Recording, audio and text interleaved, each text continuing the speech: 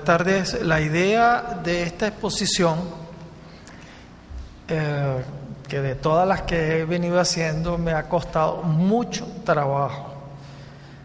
Trabajo histórico, trabajo emocional, trabajo de tratar de armar un discurso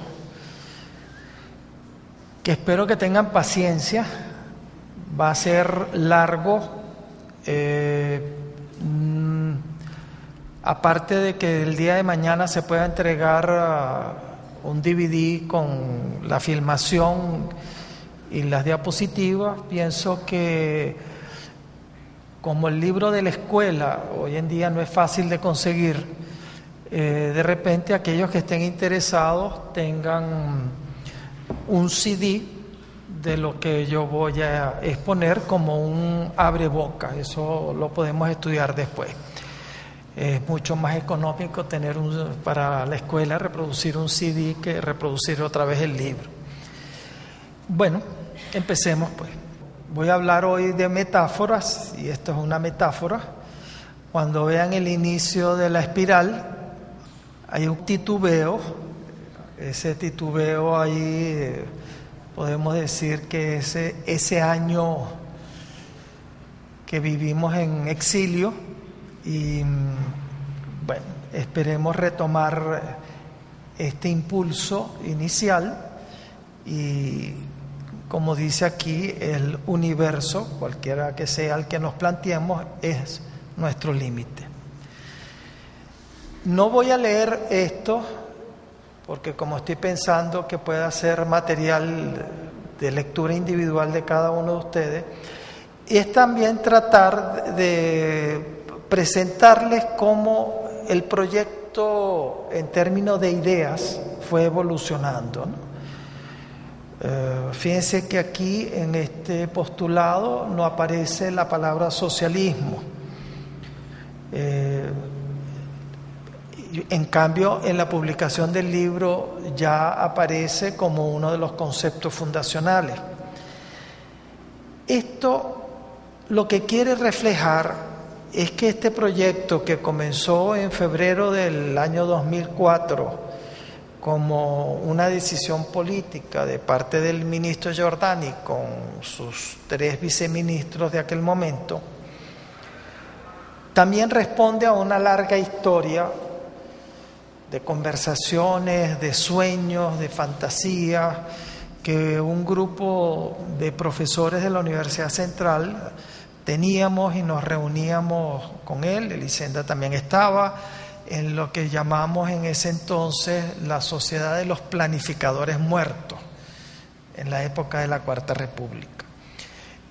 Había un antecedente, por supuesto, que era el propio Sendes. Había otro antecedente institucional, que era IBEPLAN en el ministerio. Había también la propia creación de Cordiplan en el año 58, si mal no recuerdo, y buscando también referentes históricos en varios países de América Latina, hispana, pero en Venezuela se dio con el inicio de la República en 1830 la Sociedad Económica de Amigos del País, que yo podría decir que con los materiales que publicó el Banco Central en el año 58 tenemos otro referente histórico en el campo de la planificación. Entonces, tratar de entender que nosotros no caímos del cielo, sino que formamos parte de una historia y que ustedes, sobre todo los jóvenes, continuarán, tomarán sus decisiones y esperemos pues que tengan mucho más éxito que nosotros. Esa historia es importante conocerla porque planificar, entre otras cosas, quiere decir posponer la satisfacción de algo.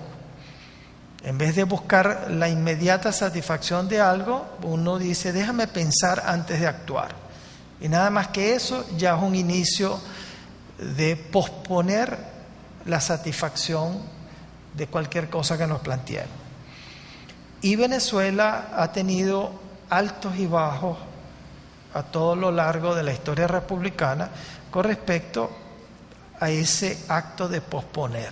Ha habido gente que ha elaborado planes y ha habido otros con cuotas de poder que se han encargado de evitar de que se hagan o que se ejecuten los planes que se hayan hecho.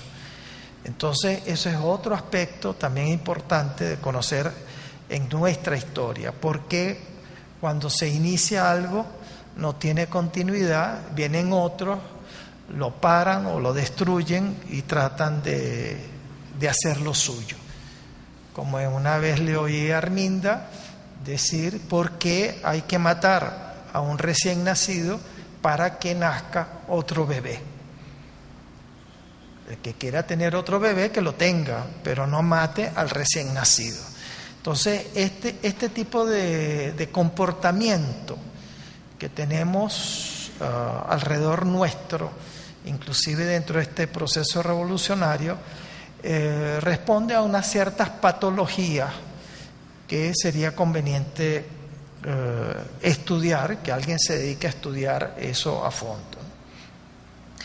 La escuela desde el año 2005 siempre se planteó que tuviera estos 4 elementos como una escuela de pensamiento que prestara asistencia especialmente a las comunidades, aunque también se pensó hacer proyectos conjuntos con otras entidades públicas. Obviamente fuera una escuela de formación de líderes planificadores, y un 4º elemento que estamos todavía lejos de cumplirlo, en los otros 3 algo hemos hecho, de crear un Consejo Nacional de Certificación Técnico Profesional en la planificación, tratando de establecer que el día de mañana el que tenga un cargo de planificador o planificadora en la administración pública, le sea un requisito tener este certificado, un certificado de idoneidad técnica o profesional.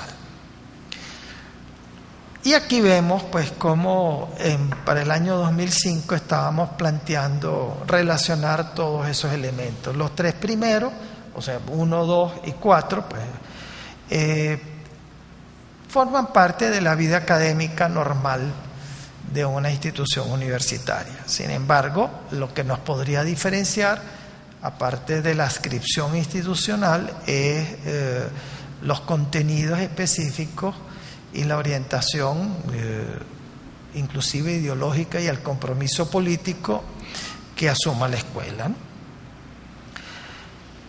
¿Cómo estaría conformado ese Consejo Nacional de Certificación? Bueno, aquí había una propuesta, está en el libro de la escuela, ¿no? Entonces, veamos rápidamente esto, ¿no? Como escuela de pensamiento combinaba 4 aspiraciones: constituirse como un modo singular, un llamado sistema o modo venezolano de planificar, tratando de ver si a la larga, por la práctica de la planificación pública venezolana, pudiéramos terminar creando algo que se identifique como el modo venezolano de planificar. Entonces, obviamente requiere pensar a Venezuela no solamente como una realidad existente, sino como proyecto.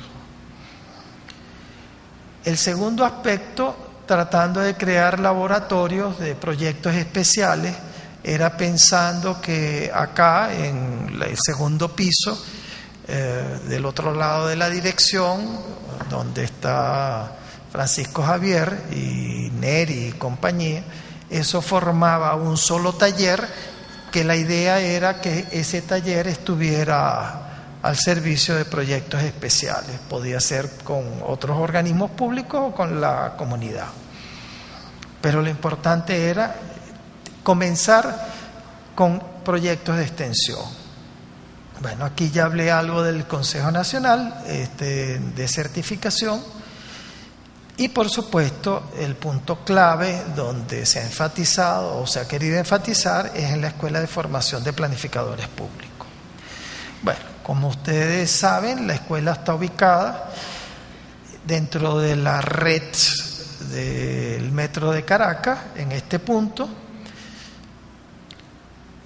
Estoy pensando que el día de mañana estas imágenes las podamos hacer cada vez mejores y poner esta presentación también en la página web para informar a gente que esté fuera del uso de la escuela.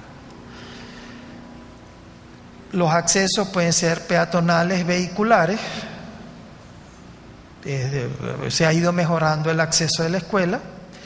Esto es ya una foto histórica.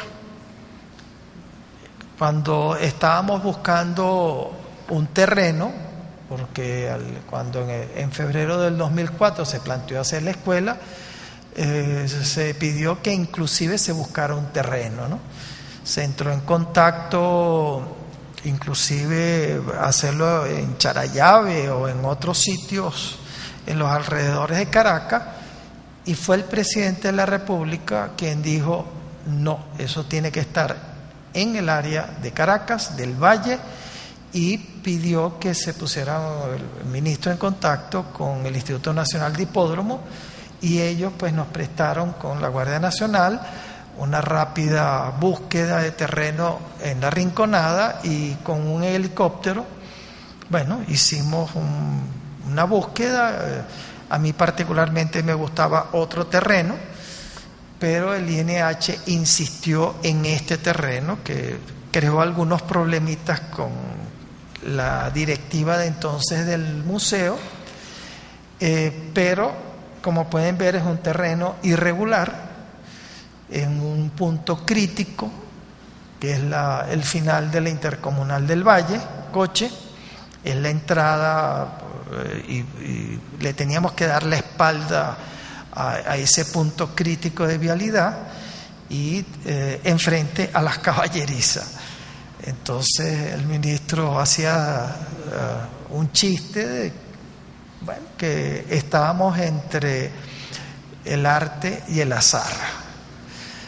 Entonces hay que, como dicen los jóvenes, hay que ubicarse. Bueno, nosotros estamos ubicados en un sitio sumamente complejo, ¿no? Este punto quiero explicarlo, no es para leerlo. Con el proyecto de la escuela tomamos unas decisiones conjuntamente con el ministro de aplicar lo que se llama planificación curricular, ya que es una escuela, es un sistema educativo. Se planteó que los métodos disponibles en una cantidad de libros, una bibliografía extensísima que hay sobre planificación curricular, ninguno nos satisfacía para aplicarlo para el proyecto de la escuela. Y decidimos inventar nuestra propia teoría de planificación curricular. Para hacerlo sencillo, se planteó que el plan global, que tendría que armonizar la totalidad de la institución, estaría formado por el conjunto y coajuste de 4 subplanes muy grandes, que serían el subplan de las responsabilidades y capacidades, que también lo llamamos el subplan de poder, que es la institución y su organización; el subplan temporal, que tiene que ver con el manejo del tiempo. A veces, bueno, uno dice, no, es que el tiempo es una variable de contexto, y no podemos hacer nada con el tiempo. Está bien, el día tiene 24 horas, los meses tienen, salvo febrero, 30 o 31 días, el año 364 o 65 días, pero ¿cómo administramos ese tiempo? Sí puede ser objeto de diseño, sí puede ser objeto de la planificación. Podemos planificar el uso del tiempo. Tenemos el subplan espacial, que en parte pues, es lo que vivimos todos los días dentro de este conjunto de edificios, y finalmente el subplan laboral, que mucha gente piensa que solamente, bueno, las labores que se hacen dentro de la escuela, pero hemos querido enfatizar sobre todo el contenido, la sustancia, la razón de ser de la escuela. Entonces, esto es lo que vamos a ver esta tarde. Aquí está simplificado y vamos a empezar con el subplan institucional o de poder.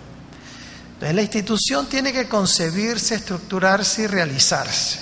Ella en sí es una estructura organizativa de poder, sobre todo concebida como o para poder hacer y poder lograr.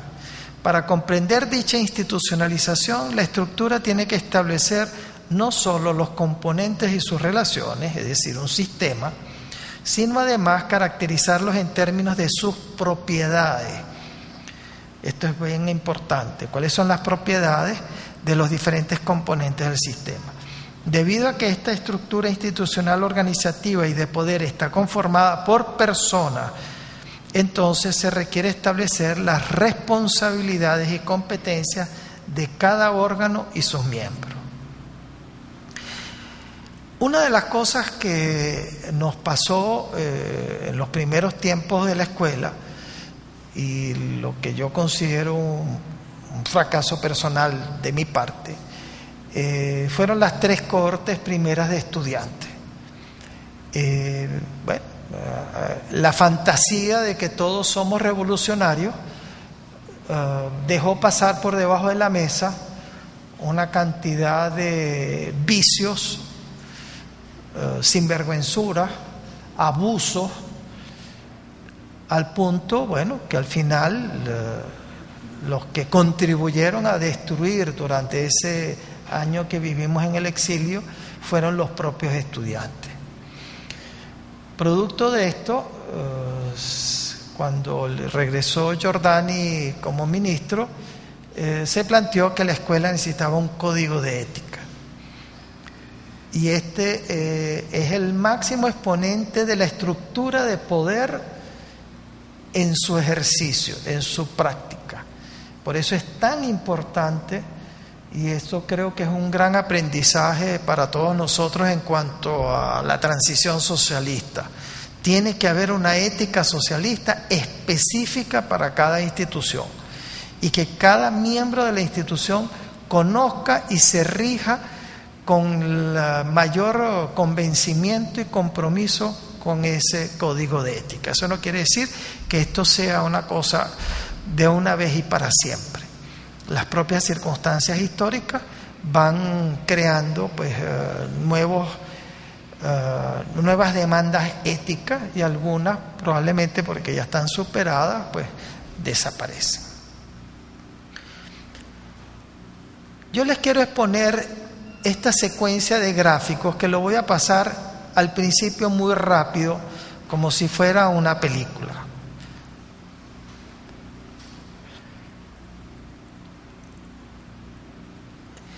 El propósito inicial de esta propuesta de organización, que también está en el libro,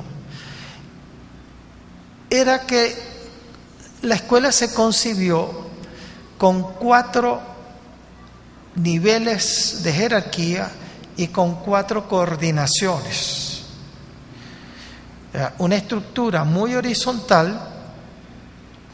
Además se planteó que no hubieran cargos. Esto fue una lucha terrible, inclusive dentro del propio ministerio, porque las personas encargadas de procesar ciertas cosas, esos cargos intermedios, nos decían, pero ¿cuál es el cargo en la escuela? No, es que no tenemos cargo. Pero ¿y cómo lo ponemos? ¿Cómo lo escribimos? O sea, ahí descubre uno que la gerencia de la Cuarta República y leyes que todavía existen nos amarran. Y nosotros planteábamos, no queremos el manual de cargo, queremos un manual de funcionamiento, de competencias, que es lo que quiero explicar acá, ¿no? Entonces, al principio nos planteamos 4 coordinaciones. La coordinación que llamamos de proyecto, la coordinación tecnocognitiva, la coordinación docente y una coordinación administrativa. Si se dan cuenta, además la forma de graficarlo se buscó primero que tuviera un carácter más orgánico, segundo, y que me perdone Andrés, la administración está abajo, no arriba. Tercero, había que establecer de base una relación entre las 4 coordinaciones para que trabajaran conjuntamente sobre lo que sería el aspecto clave de la institución. Aquí están indicados los 4 niveles de jerarquía. Y la clave es lo que viene ahora. Por un lado, proyectos. Pueden haber proyectos de investigación o proyectos de planificación. Por el otro lado, la coordinación docente con N programas docentes.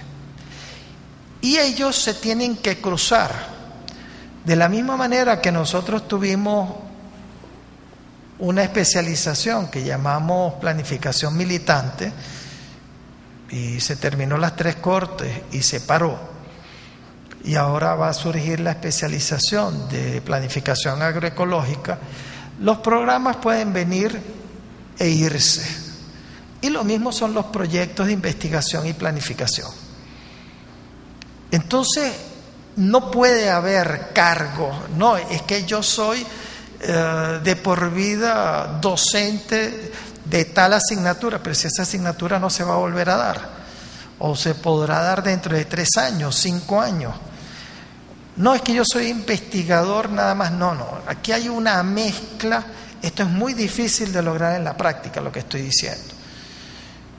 Y cómo crear una institución horizontal que permita que esta dinámica matricial pueda funcionar con fluidez.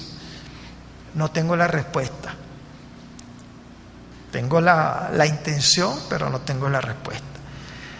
La coordinación tecnocognitiva surgió de ver cómo el mundo contemporáneo, en todas partes, y con las telecomunicaciones y todos los sistemas de internet, intranet, etcétera, nos damos cuenta que el manejo de los datos es importante, obviamente, tener una biblioteca o un centro de documentación, información, etcétera, pero que tiene que haber algo que va mucho más allá de la herencia centenaria de lo que eran las bibliotecas, etcétera, desde que Gutenberg pues encontró el mecanismo de reproducir libros, etcétera, y superar la etapa del papiro, ¿no? Esto era simplemente unas posibles dependencias, y la administración, que en ese momento no teníamos muy claro cuáles serían las más adecuadas dependencias administrativas, que sirviera de apoyo. Estas 2 coordinaciones, a diferencia de las otras 2, son de servicio. Y la idea es que actuaran muy horizontalmente como redes que permitieran prestar servicio a todos los que lo requirieran. Y este era el esquema final que esperábamos poder construir. Si ustedes se dan cuenta, esta propuesta institucional buscaba combinar 3 modelos diferentes de organización institucional. Por un lado el jerárquico, por el otro lado el matricial y por el otro lado el de redes. Esto implicaba otra dificultad operativa, sobre todo cuando venimos de instituciones que son sobre todo en el ambiente público, son solamente jerárquicas. Y siempre hay alguien que dice, pero bueno, ¿cómo yo voy a ser miembro de una institución el cual yo tengo que rendir cuenta a 2 jefes o 2 jefas. Generalmente en la administración pública es una estructura muy piramidal, muy vertical y jerárquica, y entonces había pues la consabida, un jefe tiene 2, 3, 5 subalternos y varios jefes tienen un superjefe arriba. Aquí se planteó otra forma de trabajar. Pero lo que inicialmente se aprobó fue que en vez de 4 coordinaciones se establecieran 3. Y las coordinaciones serían de equipo de proyectos e información y equipos de estudios y publicaciones. O sea que lo que se veía que podía ser la coordinación tecnocognitiva se dividió en 2 y se repartió a esas otras 2 coordinaciones que tendrían que ser muy dinámicas. Y la estructura actual es más o menos la misma. Lo que se está especificando son los diferentes subcomponentes y cómo estarían repartidas esas atribuciones. El subplan temporal, solamente les voy a exponer 2 opciones del manejo del año para poner en evidencia, por contraste, que cada uno lo compare con lo que tenemos funcionando en Venezuela, de la locura en el manejo del tiempo. Todos los países que se han desarrollado, cada uno a veces siguiendo algún patrón propio diferente, una de las cosas que hacen es rápidamente establecer unas reglas de juego temporales. No hay posibilidad de desarrollo si no hay un contrato social del tiempo. Eso es importantísimo. Somos una sociedad que perdemos el tiempo. No es que no trabajamos, sino que no sabemos sacarle el jugo a nuestro trabajo en el tiempo disponible. Esa es una tesis que yo quiero mantener y se lo voy a poner aquí en esta imagen. Si nosotros tomamos el año, son 52 semanas,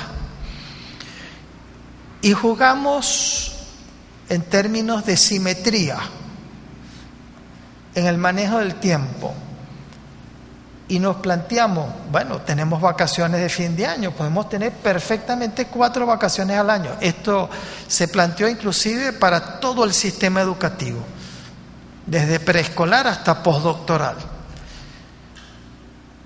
incluyendo el responder a las demandas que están escritas en la Ley de Educación de cuántas días de vacaciones al año tienen los docentes en Venezuela. Estoy hablando de Venezuela completa. Y para que ustedes vean el manejo del tiempo, hay 2 semanas de vacaciones al principio de año y hay 2 semanas de vacaciones a final de año.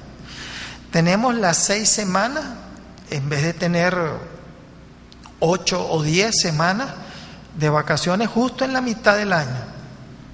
Inclusive una semana de vacaciones entre periodos que podría coincidir con la Semana Santa fija, no móvil, y una semana equivalente a la Semana Santa alrededor de octubre. Estados Unidos es un país que está hoy en día en una crisis interna por el problema del manejo del tiempo en el sistema educativo. Encuentran que las vacaciones de fin de año, las vacaciones del periodo académico, empiezan alrededor de finales de mayo y los estudiantes regresan a finales de agosto. Los estudiantes cuando regresan a clase no se acuerdan de nada y están estudiando la posibilidad de recortar las vacaciones en el medio y tratar de incorporar algunos descansos que no sean muy largos, porque a veces es muy intensivo el periodo de aprendizaje y después vienen largos periodos de vacaciones, aparte de todos los problemas familiares y laborales que trae al resto del país. Venezuela dice que tiene 200 días de clase al año. Por lo general son 180. Y trabaja medio turno, porque todavía con toda la revolución bolivariana no hemos podido tener el 100% de la escuela de doble turno. Estados Unidos tiene 200 días de clase al año. Japón tiene 220 días de clase al año. No hay desarrollo de un país con tan pocos días de clase al año, y más si es escuela de un solo turno. Si nosotros no llegamos a un contrato social del manejo del tiempo y respetando las vacaciones que están en la ley, no hay que aumentar ni disminuir las vacaciones, nosotros no vamos a echar hacia adelante de tener gente cada vez mejor preparada y capacitada en términos de una fuerza de trabajo. Si además nosotros pudiéramos el tiempo modularlo, podríamos lograr además un montón de cosas, entre otras intercambios. Si todo el mundo sabe en qué periodo está, en qué modulación está, uno puede programar al año académico o como se quiera, actividades con otras instituciones. Además, este diseño que tenemos acá nos permite otra cosa, que el periodo académico puede empezar cuando uno le dé la gana. Esa discusión que tuvo Aristóbulo cuando fue ministro de Educación, que pretendía iniciar el año escolar en enero y tuvo que echarse para atrás, es porque no hizo un estudio y un diseño del tiempo. Si uno va año a año recobrando ciertos periodos y logra una cierta simetría, puede empezar el periodo académico a finales de julio y tener el descanso que se corresponde. Yo no sé si los que tienen hijos en la edad escolar saben perfectamente que cuando empiezan las clases en octubre ya estamos empezando a oír gaita. Y como nos dijeron en la reunión del CNU, dijo, realmente el periodo que se trabaja, cuando se entrega un proyecto a la gente para que lo estudie, eso es a partir de enero. Y todos los padres saben que los chamos están expuestos a un régimen muy exigente de enero hasta junio, finales de junio. ¿Por qué? Porque dividimos el año en 3 periodos, que fue lo que nos permitió las vacaciones de los tribunales, porque quienes han diseñado el tiempo en Venezuela fueron los abogados, sin tarjeta especial, María Fernanda, que tienen el periodo de vacaciones desplazado. Y hay una irracionalidad absoluta en la administración del tiempo en Venezuela. Colombia nos gana, ojo. Colombia tiene escuelas que empiezan en enero y tienen otras escuelas que empiezan en septiembre, octubre. Eso sí es realmente para locos, ¿no? Nosotros podríamos tener, en el caso anterior, una modulación de 5 semanas. También podríamos tener una modulación de 3 semanas.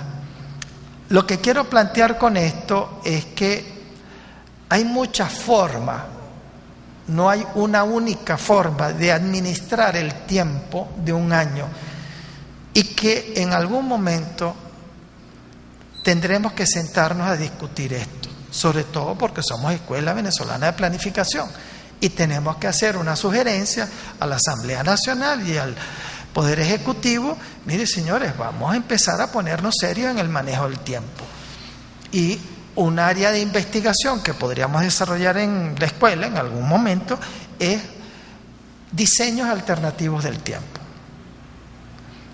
Y esto es, bueno, ¿qué podría resultar combinando cursos cortos, cursos largos, cursos intermedios, etcétera? Sigamos. En el subplan laboral, que es el trabajo institucional a realizar, inicialmente, ya para el año 2006, 2007, teníamos una combinación de dos tipos de conocimientos, que llamamos en ese momento abstractos, que eran lo que llamamos los 4 conceptos fundacionales: el socialismo, proyecto nacional, desarrollo endógeno y la actividad de planificar. Y concretos, que eran, bueno, la Constitución, las líneas generales, en ese momento 2001-2007, los 10 objetivos estratégicos, los 7 nuevos objetivos para el Plan de la Nación y las líneas generales del Plan de la Nación, que ya se estaban formulando 2007-2013. Quiero plantear esto también porque al principio nos planteamos 3 conceptos iniciales, que era proyecto nacional, planificación pública y desarrollo endógeno. Posteriormente caímos en cuenta, y así está en el libro de la escuela, que fueron 4 conceptos fundacionales, 3 que tienen que ver con contenidos: proyecto nacional, socialismo, apareció el socialismo como respuesta también a lo que el propio presidente estaba planteando, y desarrollo endógeno. Y ven que la planificación es un eje transversal. Entonces empezamos como a darle forma, ya institucionalmente hablando, la escuela, de estos conceptos fundacionales. Acá tenemos ahora 5 conceptos fundacionales. Estos 5 conceptos fundacionales, que lo llamamos ahora conceptos ideológicos políticos de la escuela, porque ya no son, el quinto no es parte de la fundación, mantenemos como eje transversal a la actividad de planificar. Tenemos, fíjense que hay otro dato, como es una actividad, es un hacer, hay lo que se llama teorías procesales y tenemos teorías sustantivas, que serían los contenidos, que en este caso los representamos como unos monolitos: socialismo, desarrollo endógeno, proyecto nacional.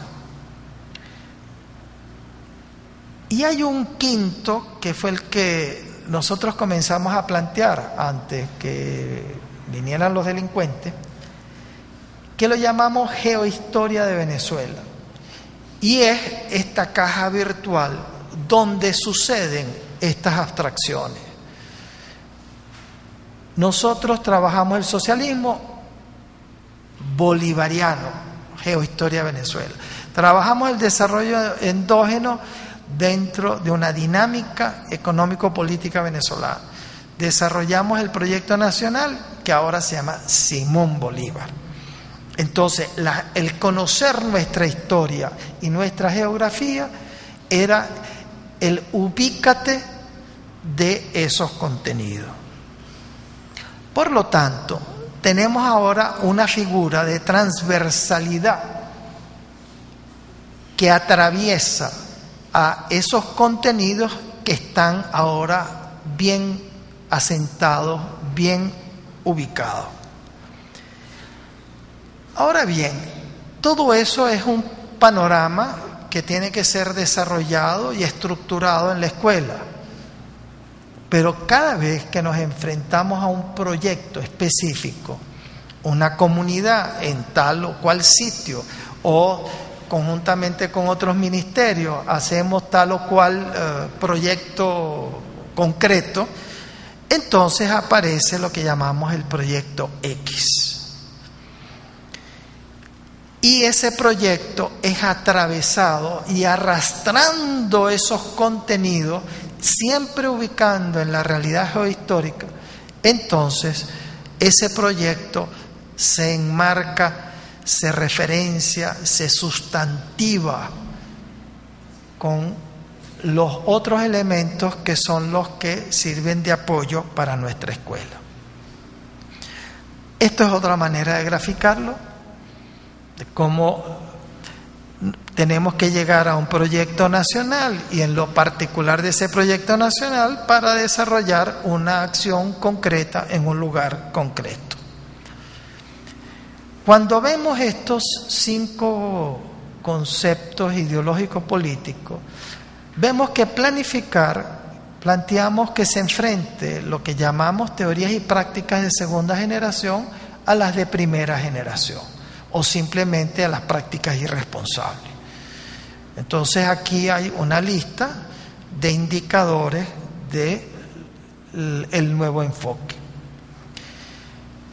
Lo mismo sucede con el socialismo. Está enfrentado ¿a qué? Al capitalismo y con un conjunto de indicadores.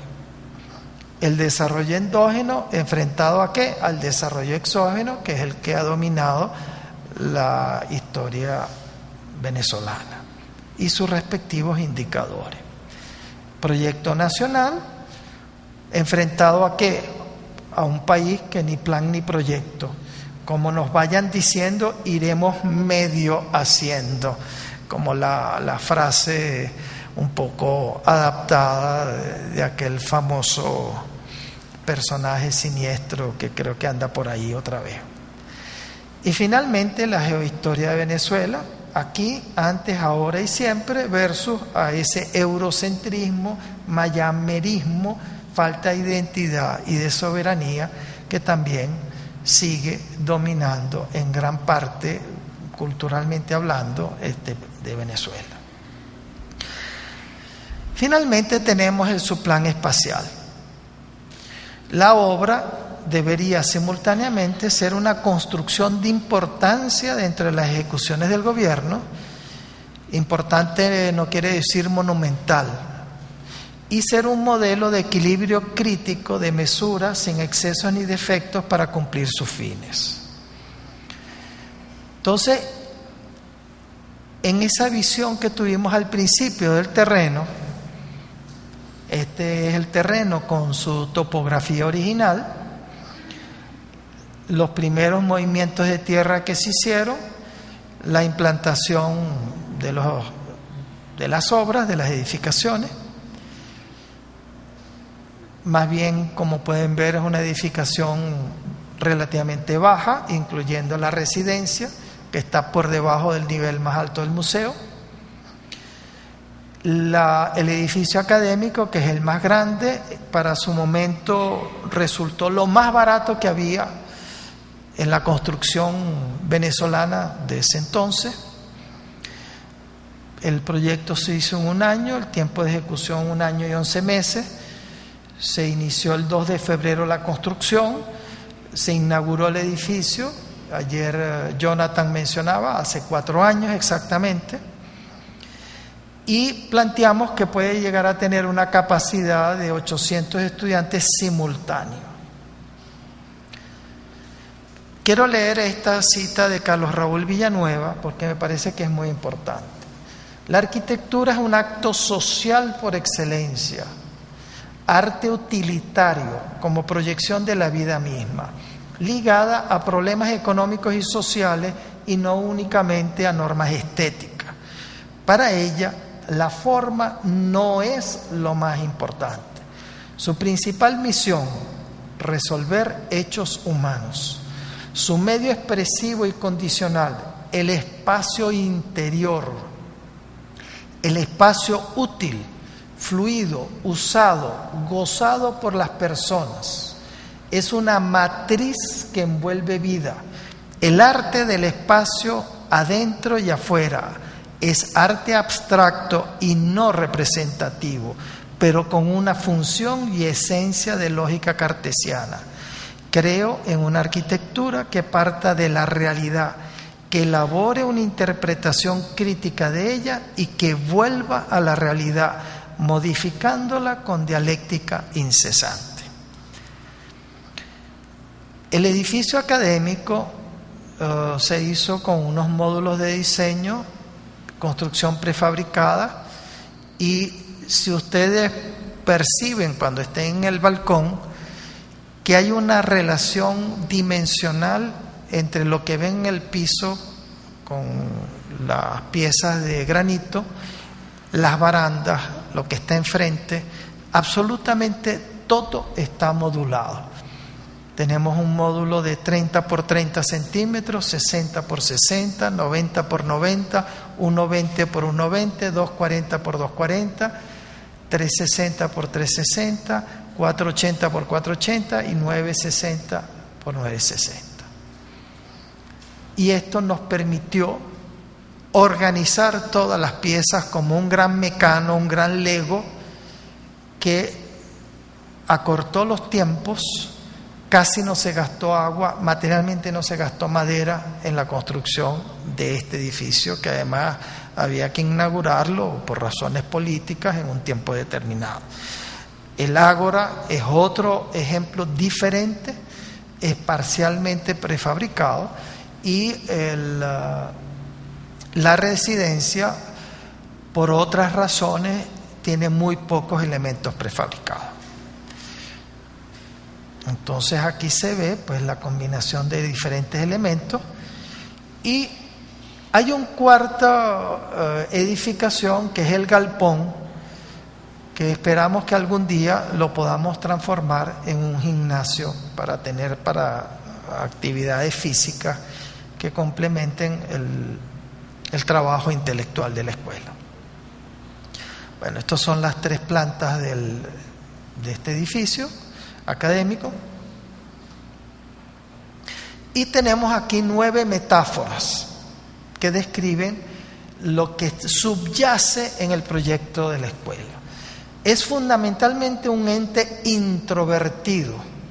Las mismas características del terreno obligó hacia esa introversión.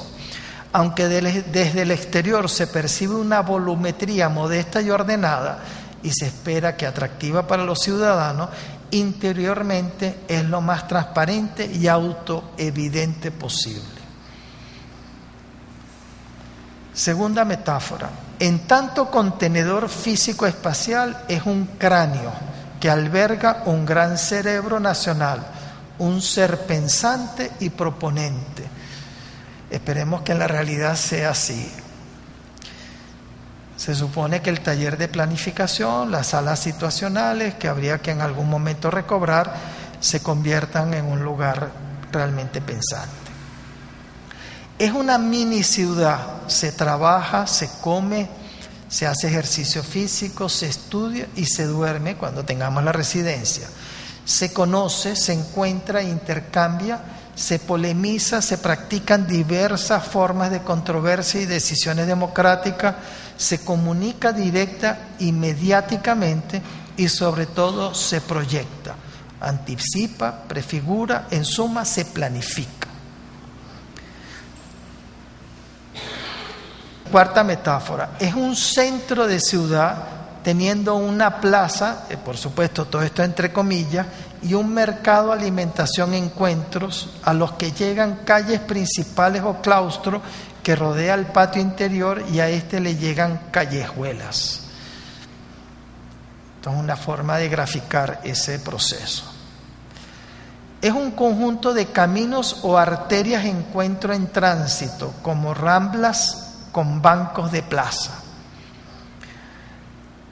Los bancos faltan. Espero que algún día en los pasillos tengamos sitios cómodos para que la gente se apoltrone a discutir, ¿no? Dispone de lo que se ha identificado como tercer lugar, con varias opciones: el intelectivo y el sociopolítico ideológico, que tiene al mercado alimentación como el principal tercer lugar políglota y de obligatoria referencia mundana. Fíjense que para entrar al edificio académico hay que pasar por el comedor.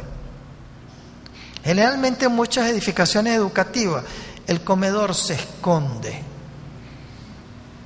porque, bueno, es un lugar de olores, es cerrado, es sucio, ¿no? Aquí la idea, y esto sí, la influencia de Villanueva es muy marcada, ¿no?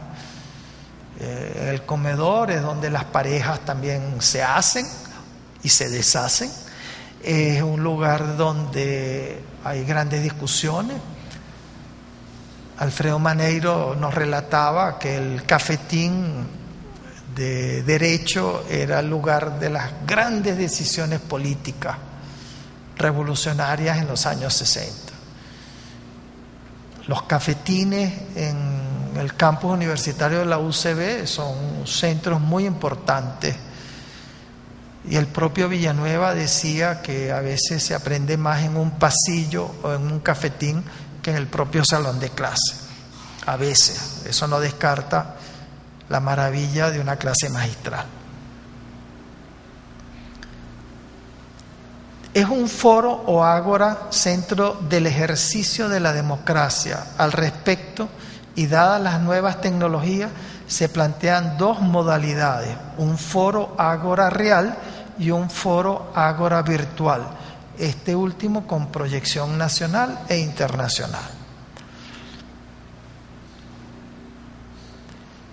Es una red horizontal propiciando la accesibilidad de todos y, una vez dentro, estimular la conectividad, equidistando todos los lugares de laborar de los de reunirse e intercambiar. Entonces, si ustedes se dan cuenta, este edificio, toda la circulación vertical está en el patio. Las escaleras no están escondidas. Y las escaleras son en los descansos también centro de reunión. Y además que la gente se grite: mira, fulano, ven para acá que acabamos de salir de una reunión, vamos a conversar y vámonos, nos vemos en el cafetín.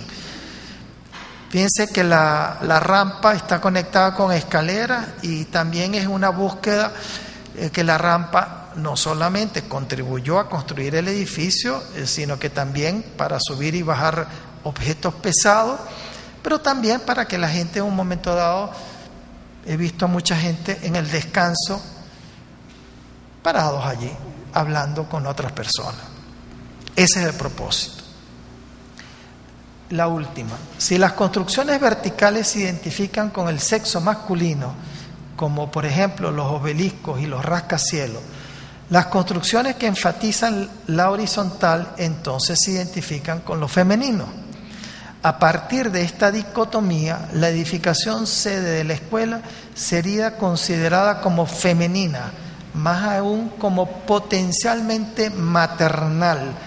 Incluiría esta imagen la misión de receptora de ideas, necesidades y propuestas para concebir, en el doble sentido, a través de los proyectos de vida como proyectos de planificación, los proyectos de vida y los planes para la acción. La metáfora llega hasta el planteamiento de que el pueblo posea la escuela para que ella junto con él o a él genere nuevas realidades. El nombre escuela es femenino. Y aquí se ven los espacios de talleres como inicialmente fueron concebidos, con las salas situacionales al lado de los talleres, que desgraciadamente pues casi todas han desaparecido. El patio central es como un gran útero. Y bueno, aquí veremos ahora rápidamente diversas fotos.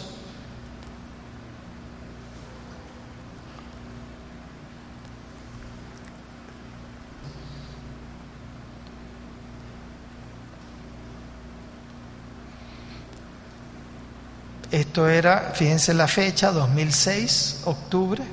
Esto era un taller cuando se estaba ya limpiando para la inauguración. Una de las salas situacionales donde también se podía impartir, y se imparte de hecho, clases magistrales. El ágora. Otra de las actividades es el arte para todos de la escuela, esperando siempre que todo lo que se haga al respecto sea con espíritu y compromiso revolucionario.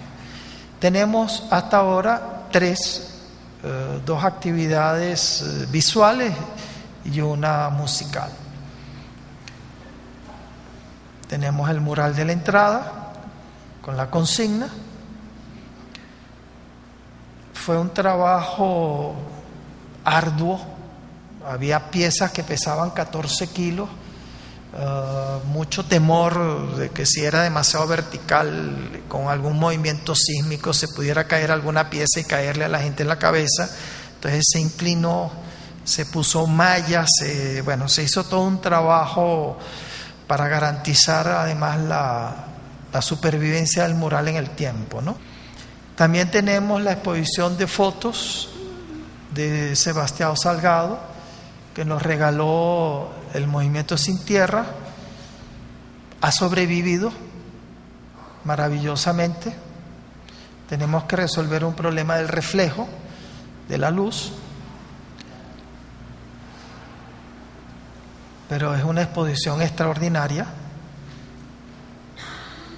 y creo que quedó excelentemente montada, como en el aire, una cosa que no perturba para nada la transparencia, y es una gigantesca exposición. Y tuvimos para el Día de las Madres, en el año 2007, tanto la orquesta infantil como juvenil de La Rinconada. Fue un espectáculo maravilloso, se hizo en el patio central y bueno, esperamos tener sesiones más periódicas en el Ágora. Fíjense, aquí los niños eran de 2, 3 y 4 años. Ocuparon 2 días las actividades de la orquesta. Más de 500 personas asistieron a esto. El Ágora de Simón, que es un homenaje a Simón Rodríguez, no a Simón Bolívar, responde el nombre a algo muy importante. Hubo gente que cuestionó el nombre de Ágora, que eso era un nombre extranjero. Bueno, sí, viene de los griegos, como tantas otras cosas. Hay un libro en la Librería del Sur que son palabras en español de origen griego y el volumen es bien grueso. O sea, no podemos renunciar a nuestra historia lingüística y cultural. El Ágora inicialmente en los griegos era el mercado y después se convirtió en el lugar del ejercicio de la democracia por los ciudadanos, que eran los hombres y libres. No participaban mujeres y no participaban esclavos. En algún momento, cuando tengamos el Ágora otra vez como fue inicialmente pensada, hay ya elaborada, por lo menos en contenido, una placa, pero que sea lo suficientemente grande, para que toda la gente del pueblo que venga a la escuela pueda leer la placa y entender por qué es Ágora y es un homenaje a Simón Rodríguez. Simón Rodríguez fue llamado por Bolívar el Sócrates de América. Sócrates era griego. Y aquí se armó un escrito, la frase de Bolívar está abajo, pero es un escrito de muchos escritos de Simón Rodríguez, que tienen que ver, bueno, con Venezuela, con nuestra concepción de la política, de la educación, etcétera, de hacer república. Finalmente, para terminar, recuerdan que al principio empezamos con los 4 subplanes: el subplan institucional, el espacial, el temporal y el laboral. Cuando combinamos de 2 en 2, empezamos a ver que surgen proyectos específicos. su plan laboral con el temporal es el plan de estudio. Y cuando agarramos el tiempo, cuando empieza un periodo, cuando termina, qué asignaturas vamos a dar, dentro de qué límite de horas totales por periodo académico, entonces viene el diseño. Esto es un ejemplo que utilizamos para planificación militante. Podemos agarrar el de planificación global, el de agroecología. Si hacemos una nueva para planificación militante, podremos meter tantos como se nos ocurra. También podríamos utilizar el que Igor está dando en Aragua y así sucesivamente. Cuando combinamos el subplan institucional con el temporal, tenemos el régimen académico administrativo. ¿Cuáles son las reglas? Cuándo se inician las actividades, cuándo terminan, cuáles son los días feriados, etc. Entre la institución y el espacio es un régimen de cómo se va a ocupar el espacio. Y de la misma manera que tenemos un código de ética, podemos tener, un régimen de ocupación de ese territorio que incluye el ágora, la residencia y el día de mañana el gimnasio. Cuando combinamos la institución con el trabajo, entonces tenemos una gestión de política institucional. Cuando tenemos la combinación entre el tiempo y el espacio, es un programa cronotópico, tanto formal como informal. Si nosotros terminamos de hacer el espacio interior, del patio interior, y le ponemos una pequeña tarima con zonas verdes, con un conjunto de asientos fijos y otros móviles, nosotros podemos tener una relación informal del uso del tiempo. Por ejemplo, los viernes a las 5 de la tarde se puede traer aquí un conjunto de música y la gente se puede quedar y hacer algo que no perturba las actividades normales, y es un disfrute tanto del tiempo como en un espacio que cumple unas condiciones propicias para eso. Y aquel plan de ocupación territorial, cuando tenemos el espacio con el contenido, es el programa de uso. Una de las cosas que hemos hablado con Arminda es, qué espacio de la escuela va a ser ocupado de tal hora a tal hora por tal actividad con tal profesor, etc. Entonces, para concluir, tenemos que basarnos en nuestros propios esfuerzos y capacidades, y este proyecto así lo demuestra tanto en intención como en resultados. Tenemos una clara orientación que hemos ido mejorando desde los inicios en 2004. Sabemos lo que queremos y a dónde vamos. No necesitamos que nadie nos lo diga, como pretendió ese profesor español que vino a decirnos que había que hacer otra cosa y quería hasta cambiarle el nombre a la escuela, puesto que nosotros mismos lo hemos planteado. Plantear viene de plan, y plan es el origen de planificación. La escuela es un trabajo y compromiso de todos. Somos una unidad ejecutiva y ejecutoria, con propósito y misión. Somos necesarios y valiosos. Hay mucho por hacer para cumplir con el país, el pueblo y la revolución. Gracias por la atención y la paciencia.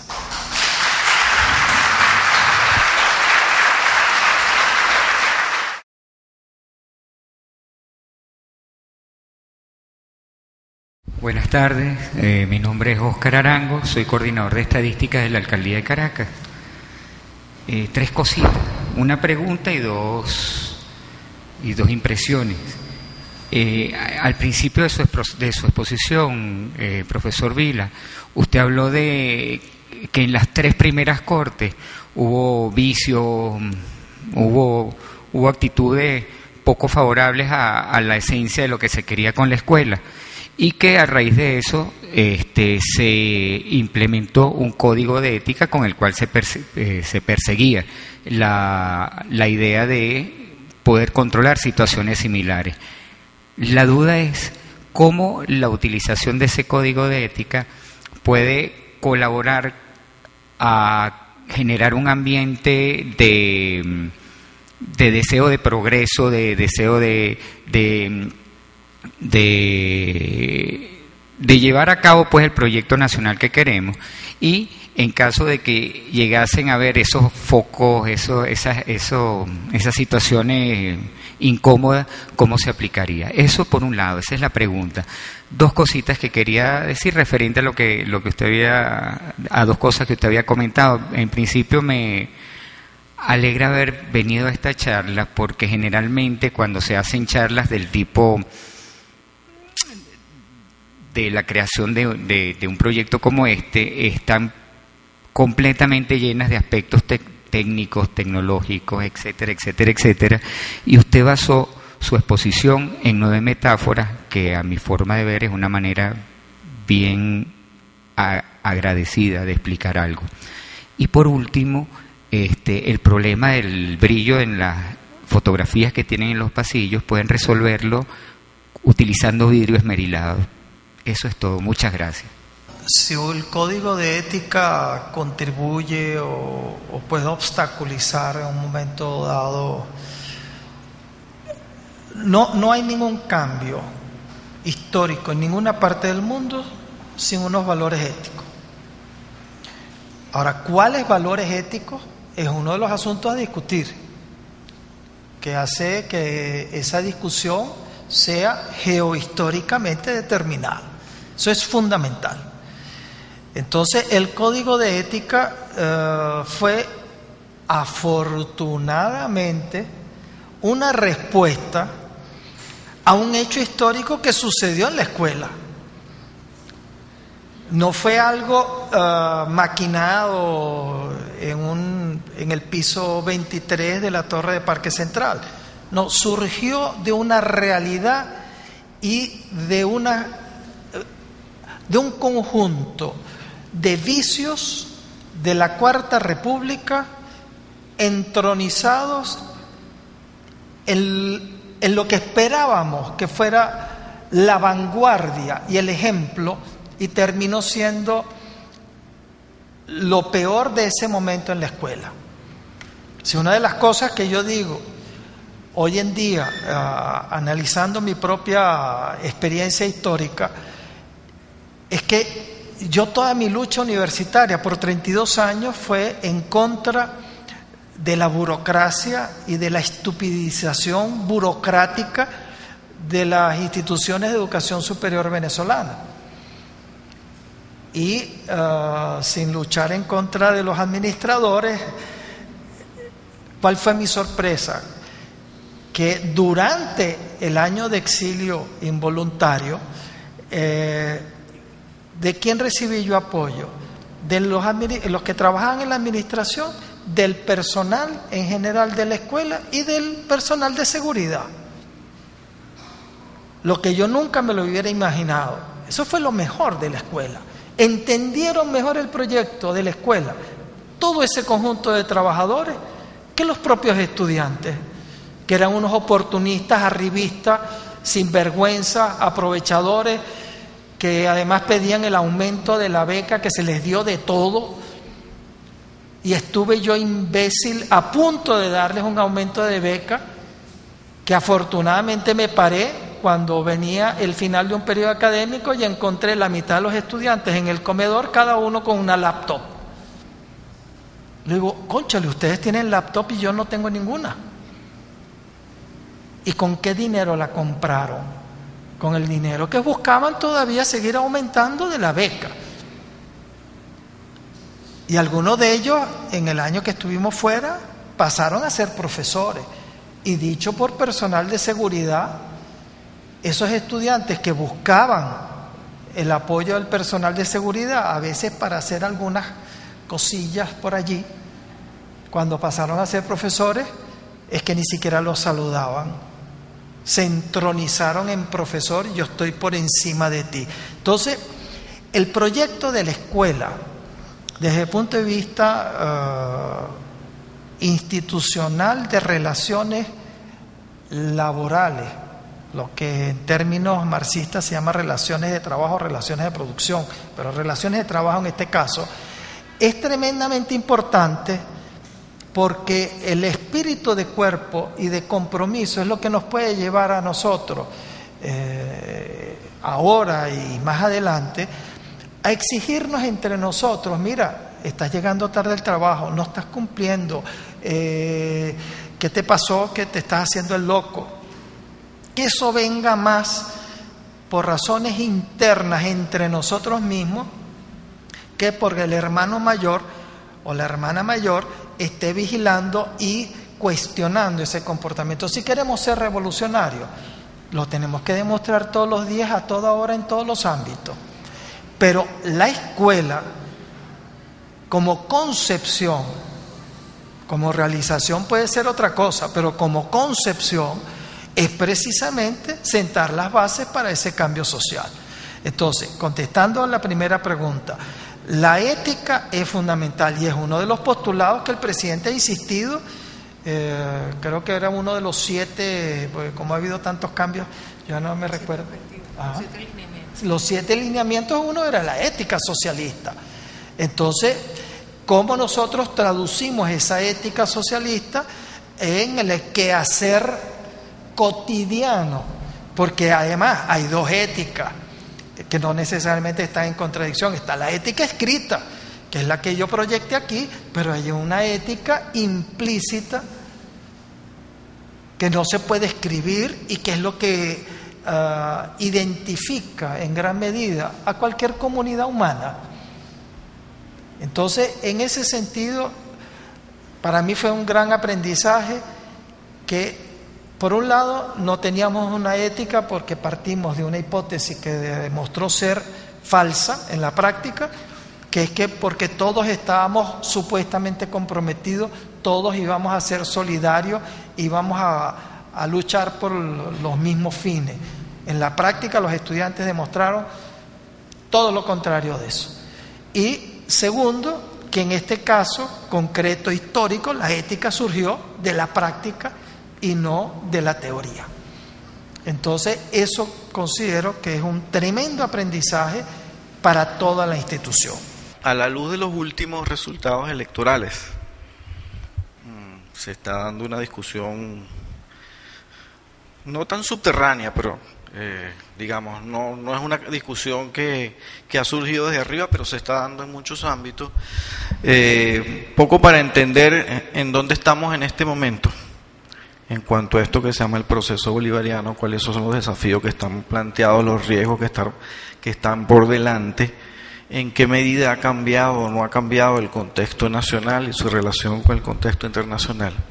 Entonces me gustaría saber cómo ve usted la escuela en este momento. Es decir, cómo la ve, no me refiero a una radiografía de cómo está, sino lo que de la escuela debería hacer o hacia dónde debería apuntar, justamente a raíz de la situación nueva, si es que la pudiéramos llamar nueva.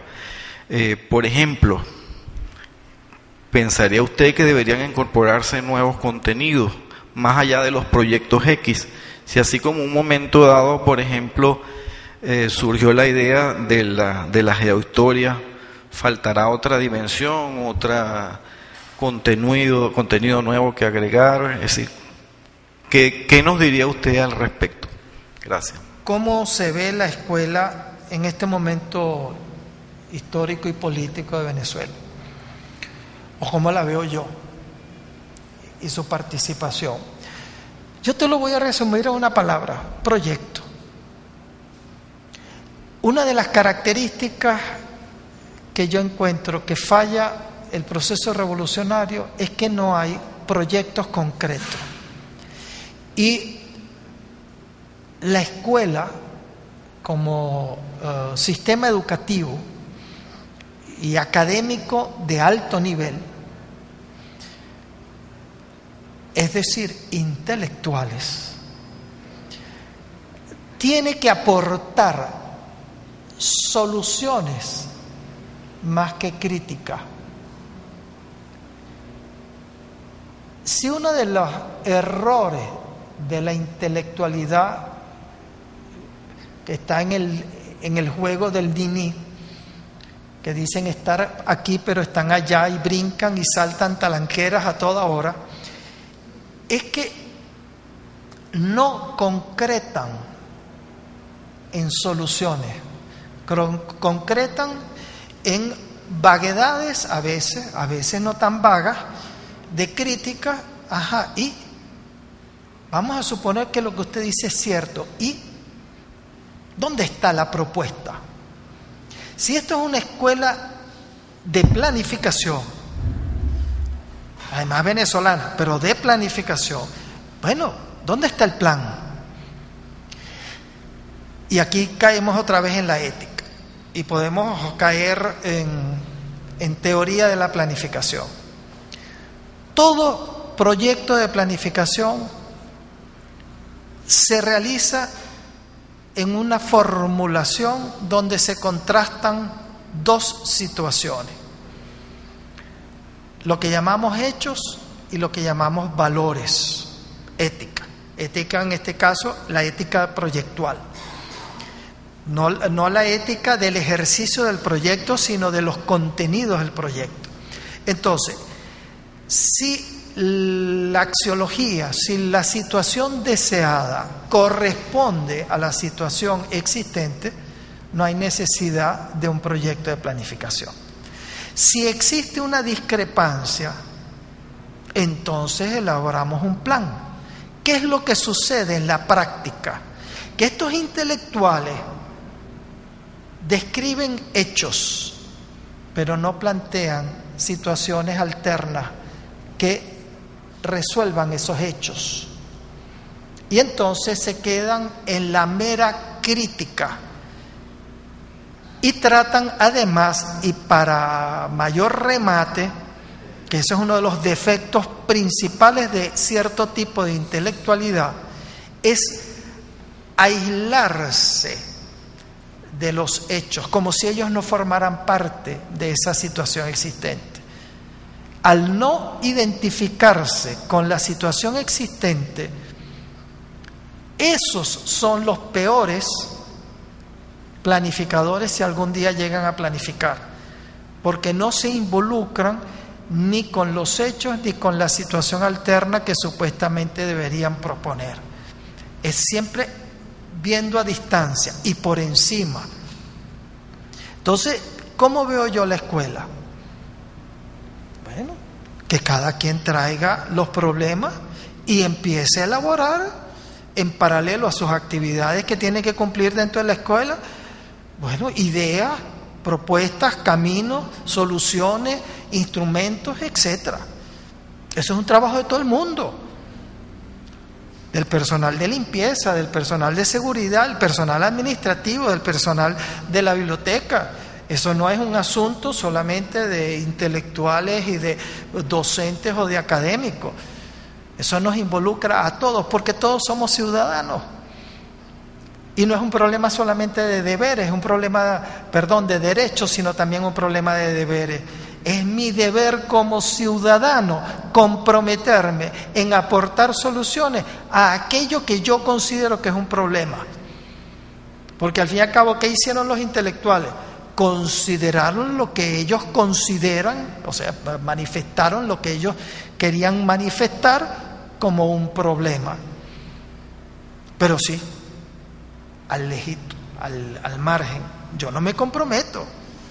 Entonces, el hecho de estar aquí es, yo estoy aquí no solamente porque estoy comprometido con un ingreso,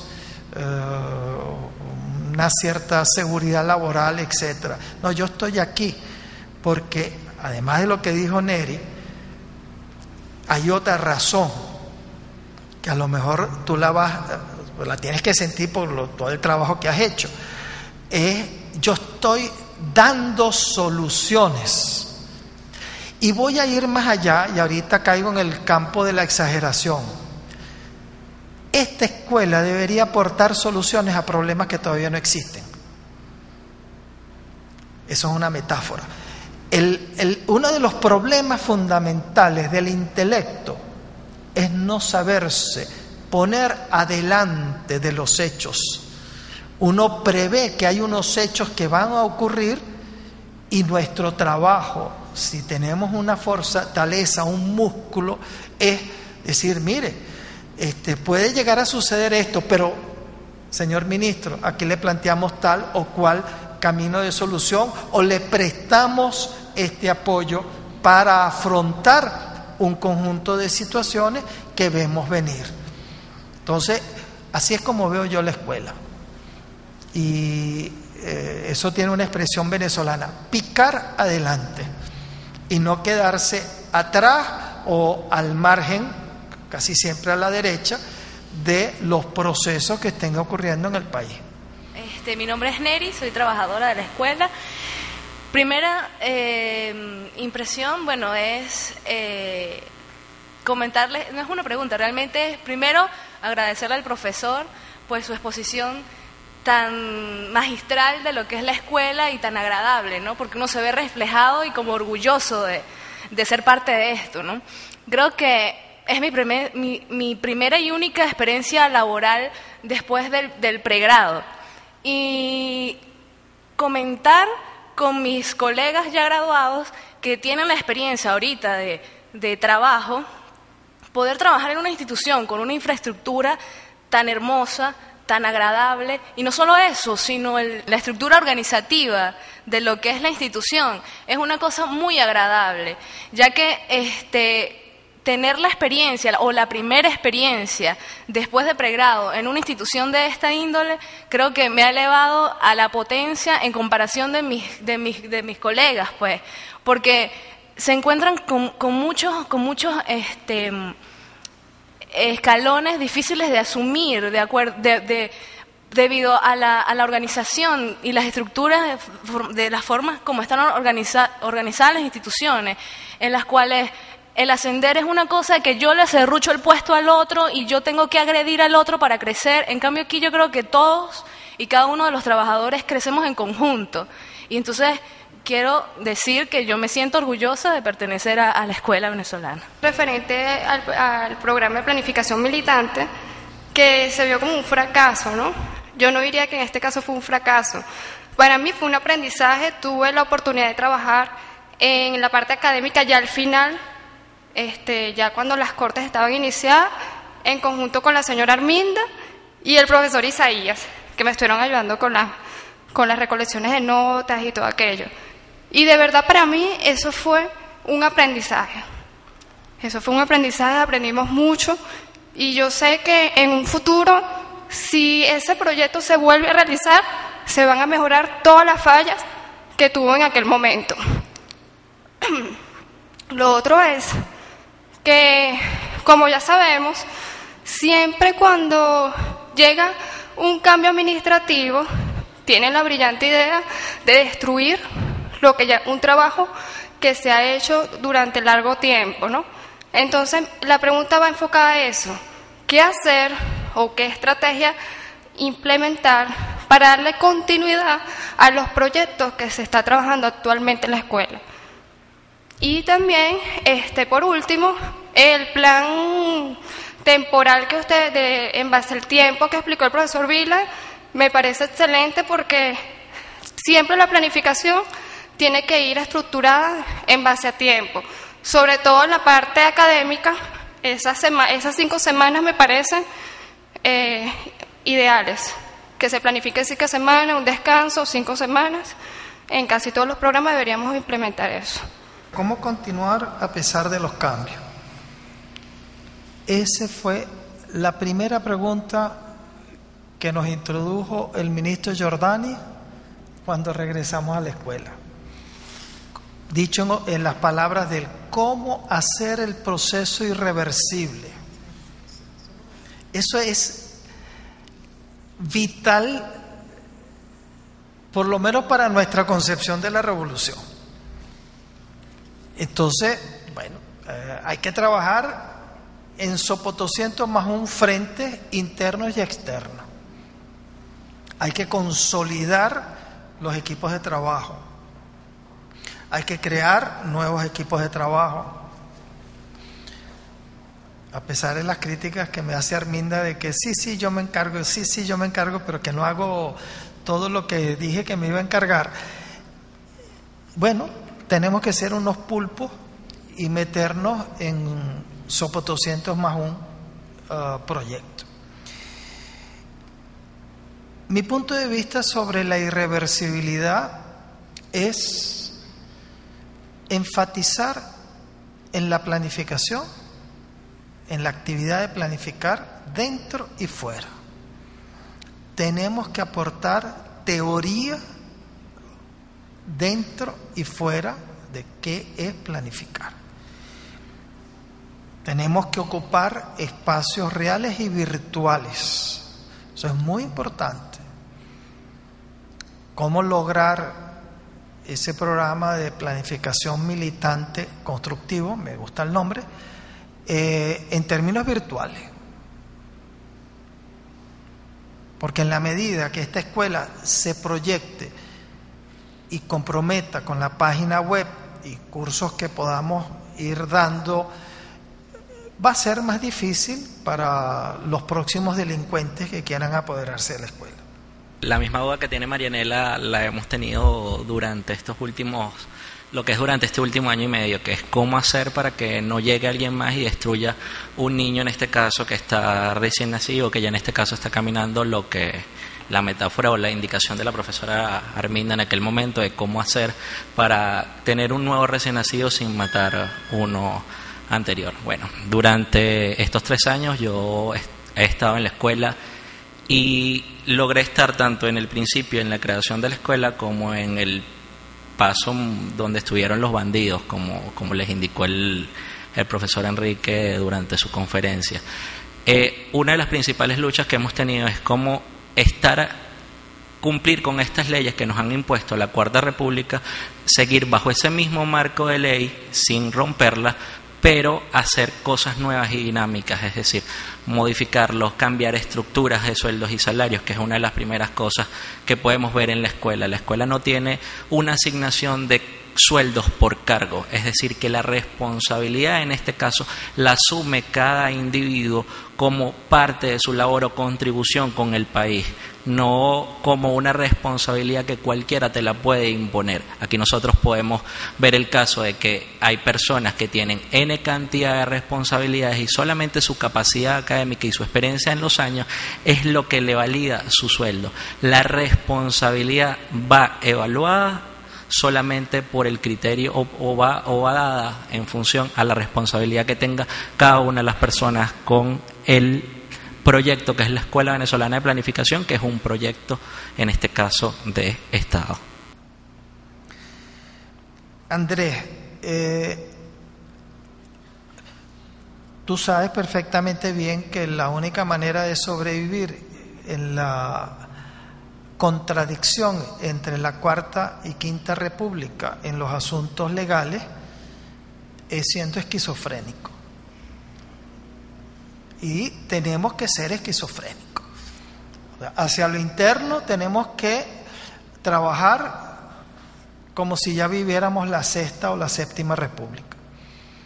Y hacia afuera tenemos que cumplir con las cretinadas que todavía se siguen manteniendo y no ha habido un énfasis de sustituir por lo menos unos procedimientos por otros más acordes con los tiempos que estamos creando. Nosotros cuando salimos de la escuela obviamente nos enfrentamos a una realidad de la ciudad y del país donde hay que ser un poquito esquizofrénico, no hay otra forma. Y eso es lo que... ¿De qué trata la transición socialista? De esquizofrenia, porque tenemos que tener una dualidad en una cantidad de cosas, pues no podemos evitar, primero porque nacimos, crecimos, tenemos introyectado una cantidad de valores que vienen de la Cuarta, la Tercera y hasta de la Primera República boba que tuvimos. Entonces somos seres contradictorios y hay que aprender a vivir la propia contradicción. Aprovechando que esto es un poco medio catarsis también pareciera, y que es parte del tiempo que nosotros tenemos. La escuela es como, Chávez habla de 10 años de revolución, pero realmente son como 6. Nosotros hablamos de 4 años, pero todavía los 4 años no existen realmente en términos de 4 años, porque si nosotros quitamos el desastre nuclear del 2008, tenemos 3 años con la escuela, realmente. Cuando yo llegué a esta escuela el 8 de enero del 2007, aquí estaba el profesor Vila, con Isaías, no sé si Isaías estaba para ese momento, Igor Collazos y algunos otros profesores que venían. Estaba, ¿te acuerdas lo que llamábamos nosotros la legión extranjera? Unos profesores extranjeros que estaban aquí. Y los llamábamos la legión extranjera porque eran apartes de nosotros, hasta se creían superiores. Tuvimos que echarlos de la escuela.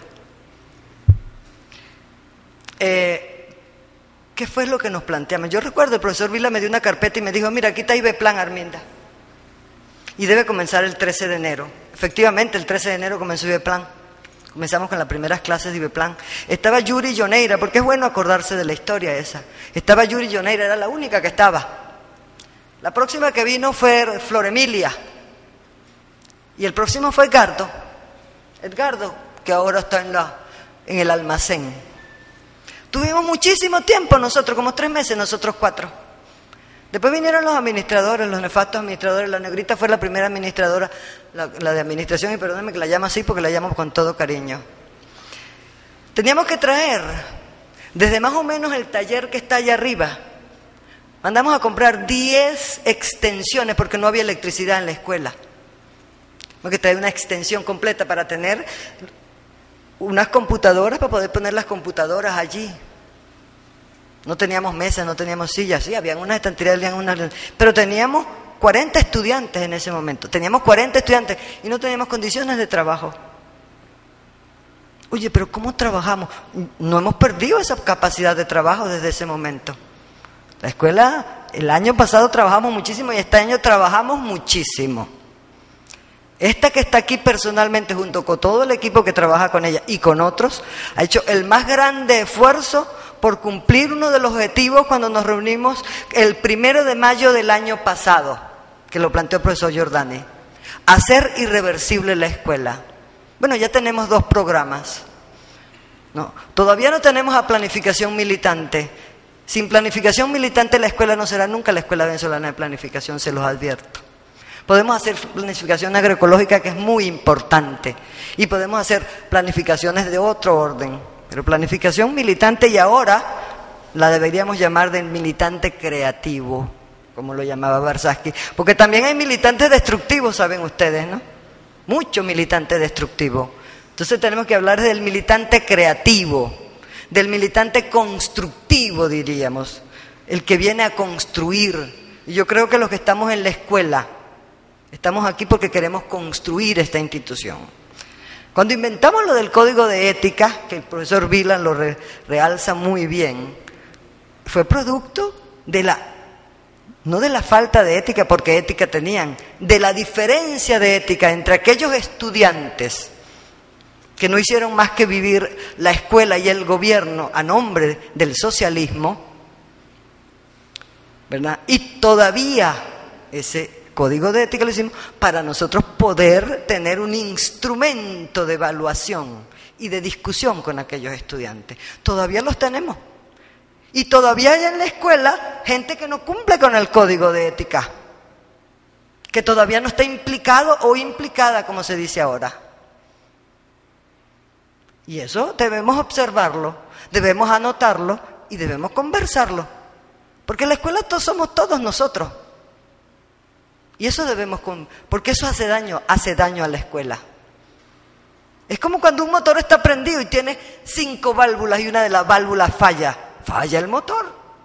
No va para adelante como queremos ir en el corto tiempo, porque el plan temporal, además, está asumido el plan temporal de la revolución bolivariana. Y el plan temporal va mucho más avanzado. Nosotros estaríamos en deuda técnicamente con el país en términos de tiempo por la catástrofe de un año. Y a veces por temores. Tenemos que ser más arriesgados en plantear cosas, pero tenemos que ser implicados. Y yo creo que hay que empezar a evaluar esas cosas si no somos implicados. Porque eso tiene, y valga la redundancia, implicaciones en lo que somos implicados. Porque nos falla esa válvula falla. Entonces andamos pistoneando, como dicen andamos pistoneando, y nosotros no queremos pistonear, nosotros queremos llevar este barco tal como nos comprometimos. Ahí adelante. Yo personalmente estoy muy conmovida e impulsé muchísimo esta explicación, porque he descubierto que hay muy poca gente que no... Ahorita el profesor Vila dio una píldora, que no se ha leído el libro de la escuela. Y parece que no quisiera leérselo tampoco. Y entonces, ¿cómo podemos implicarnos? ¿Cómo podemos relacionarnos? Si tenemos unos conceptos fundacionales, entonces no los manejamos.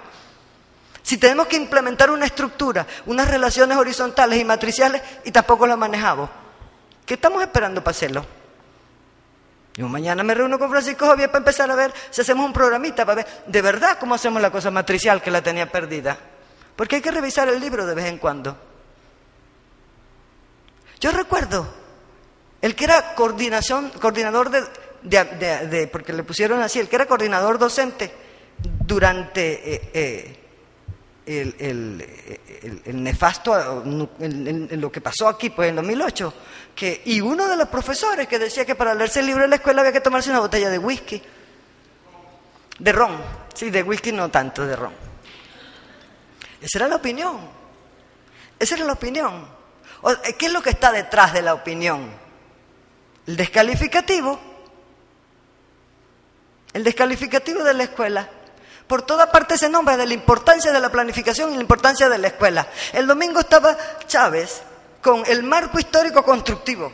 El libro Marco Histórico Constructivo, el libro que a mi opinión es el que menos conocen la gente, el último de Barzázquez, donde él mezcla todo y además lo pone en términos históricos y políticos. Ese es el verdadero completo, de verdad. Estaba leyendo.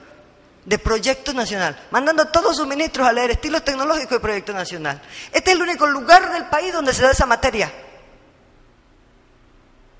Tenemos que empezar a valorar eso. Y pareciera que no lo valoráramos, pareciera que es un hecho circunstancial, como cuando cae un grano de maíz en la tierra, cuando hay mucho maíz. No es circunstancial, nosotros tenemos contenidos muy particulares.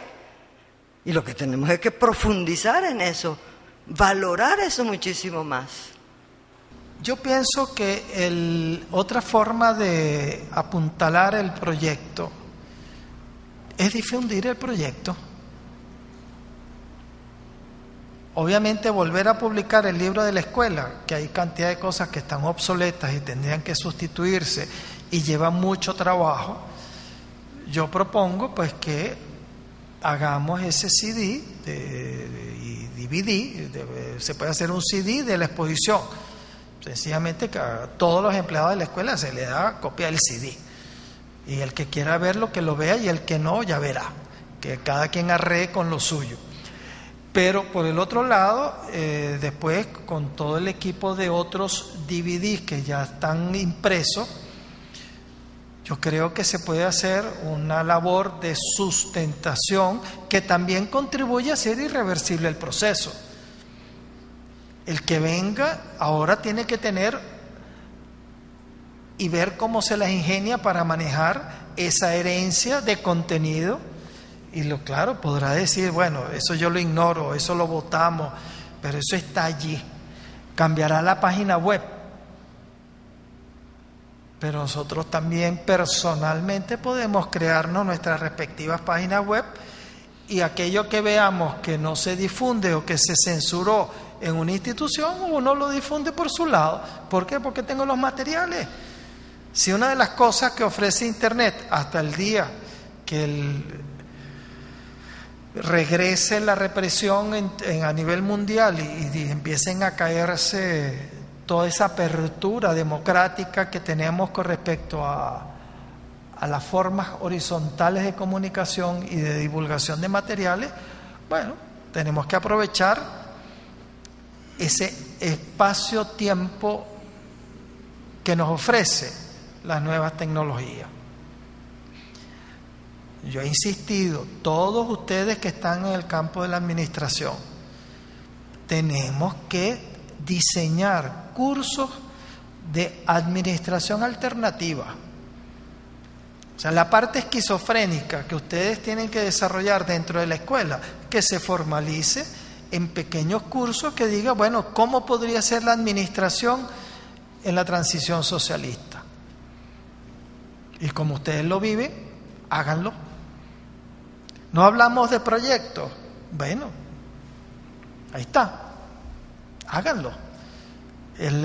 Y entonces ustedes se incorporan al campo docente.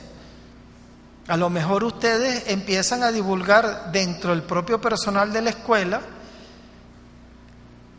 gente que está interesada en tomar esos cursos para pasar a hacer otro tipo de actividad dentro de la escuela.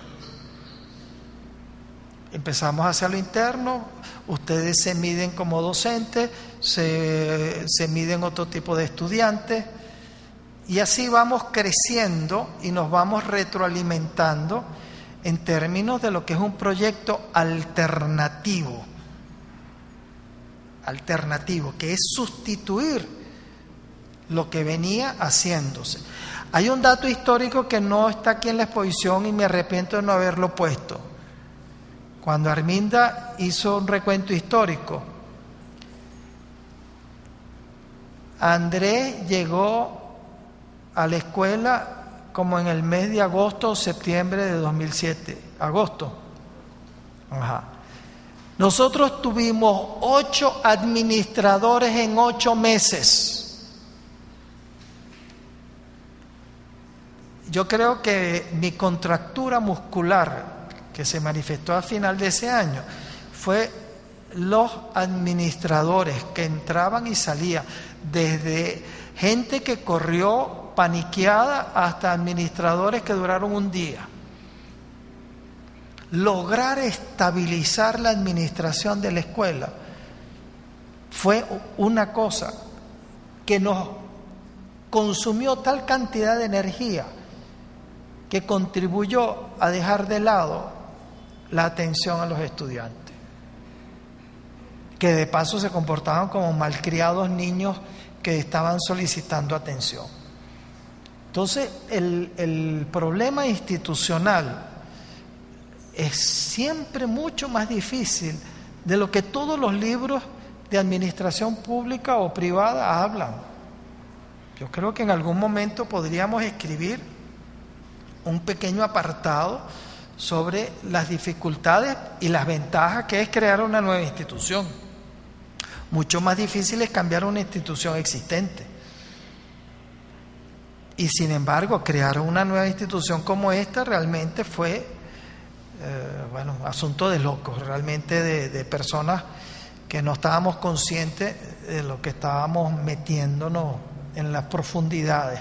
Entonces, ese fenómeno pues, de crear institución, de crear relaciones de trabajo, de plantearse proyección en el tiempo, de hacer irreversible el proceso, bueno, se da, entre otras cosas, reuniones como esta. Y reuniones que le dé a cada uno de ustedes, no importa, en el caso de Manuel, que tiene mes y medio, 2 meses trabajando aquí.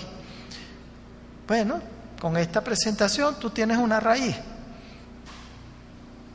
Tú llegaste y bueno, llegaste aquí y a lo mejor te ibas para otro sitio, pero ahora tienes raíz. Y como dice Chávez, ser radical es ser de raíz, es crear raíces que nos permiten entender que nosotros formamos parte de un proyecto. No quiere decir que tengamos que permanecer indefinidamente en la institución. Las personas llegan y las personas se van. Y los que más rápido se van son los estudiantes, que son siempre pájaros de paso. Pero si hay algo bien importante, todo el que llega hay que darle raíces. ¿Qué le pasa a un país cuando se habla de que no tiene identidad? Es que no tiene raíces. Cuando uno llega a un país o nace en un país, uno empieza a establecer las raíces, uno forma parte de un continuo histórico en un lugar determinado llamado geografía. Entonces, esa raíz es la que nosotros tenemos que construir. Arminda aportó una cantidad de información. Yo creo que aquí hay otros, todo el personal, Edgardo, todo el personal de seguridad.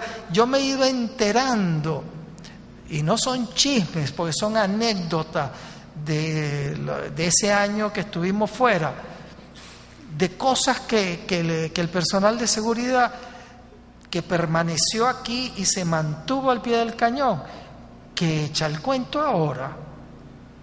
Ese conocimiento es vital para la institución. Toda la experiencia de ustedes de construir la administración de la escuela, eso lo tienes que escribir, Andrés. Y después tienes que divulgarlo como docente y empezar a sacudirte de ciertas labores administrativas, porque esa transmisión de conocimiento es la que crea la identidad de la institución. Tú viniste más recientemente aquí, bueno, no quiero pasar por encima de mucha gente que ha estado aquí casi desde el inicio, pero que cada uno tiene una historia que contar, y esa historia hay que comenzarla a registrar, porque es la que nos da la identidad como un grupo social que tiene un compromiso y una misión política que tiene que transmitir a otras generaciones que van a llegar. Entonces pienso que por allí pues hay mucho que hacer en términos cotidianos, en términos de nosotros con nosotros mismos, y orientar el proyecto. Y claro, ahí entra la pregunta de Francisco Javier. Orientar el proyecto tiene que ver también con lo que pasa afuera. Entonces tenemos esa dualidad hacia adentro y hacia afuera. Y bueno, que cada quien aporte lo que le corresponda y lo que pueda hacer. Soy Eduardo Valenzuela, miembro de esta escuela. Lo que voy a decir aquí va a ser muy breve, pero como dicen que hay que transmitir algunas cosas, quiero decir algo que me pasó a mí, y eso he reflexionado muchas veces. Quiero decir en breve lo siguiente. Analizando la vida mía como estudiante, tuve 6 años, que son toda la parte de las primarias, siendo un pésimo alumno, raspado y no sé qué más, y con cartas para mi papá, mi mamá, y me castigaban. Y después pasaron los otros 6 años, lo que llaman de bachillerato, donde era el mejor alumno. Entonces, con los años me puse a pensar, ¿qué me pasó a mí? ¿Por qué pasó eso? Que era una oveja negra en una etapa y en la otra era un tipo brillante. Entonces, analizando ya posteriormente, saqué la siguiente conclusión: que en los primeros años me di cuenta, en la revisión que tuve que hacer, que no me habían sabido enseñar, que yo había entendido otras cosas, pues yo me raspaba. Entonces, de ahí decidí revisar los 6 años de bachillerato, de primaria, y ver cómo se sintetizaba eso. Y llegué a la conclusión que lo único que me habían enseñado era la regla de 3 simple. 6 años para aprender la regla de 3 simple. Todo lo demás es derivado de eso.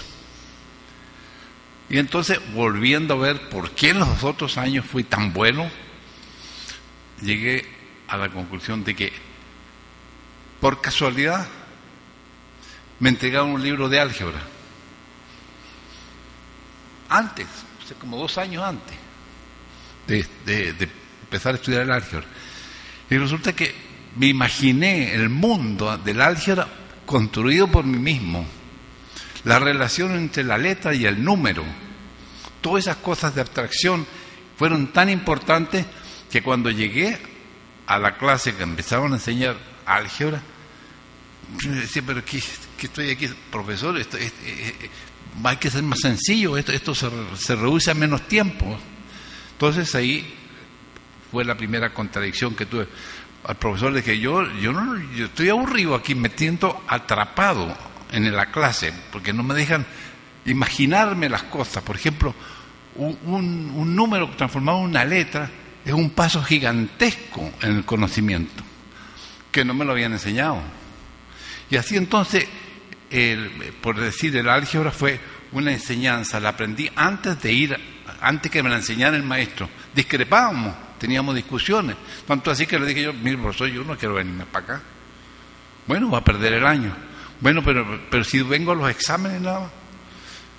Sí, bueno, venga, está bien. Entonces yo, resulta que ese tiempo me dedicaba a ir a ver la naturaleza, ir a la biblioteca, y entonces cuando venían me avisaban, mira, tienen examen tal día, tal cosa. Y yo el examen sacaba 20. Entonces todo el mundo, el mismo profesor quedaba extrañado, porque este tipo raro, debe tener su profesor particular. Pero total, esa fue más o menos la cosa. Y la otra cosa después, posteriormente, imaginarse las cosas por uno mismo antes que se la enseñen es una cosa fundamental. Un vector deslizante, cualquier aspecto de la física o de la química, uno lo podía vivir antes que se la enseñaran. Entonces, en cierta forma, digo yo, la escuela la hace uno. Y uno no debe dejarse dominar por una disciplina tan férrea como la que tiene el maestro, que a los muchachos los toma como un régimen militar. Bueno, esa es una experiencia mía en la cual de malo pasé a ser muy bueno. Ahora no sé, todavía no me han votado de la escuela, por cierto. Bueno, con esta intervención del profesor Valenzuela, yo creo que nos estamos dando cuenta que nadie es totalmente bueno ni totalmente malo, ¿no? Y que en la vida, pues, lo que tenemos es que buscar hacer las cosas con la mayor sinceridad posible y pensar que esto es un colectivo y ese colectivo tiene que tener un proyecto aceptando la diversidad.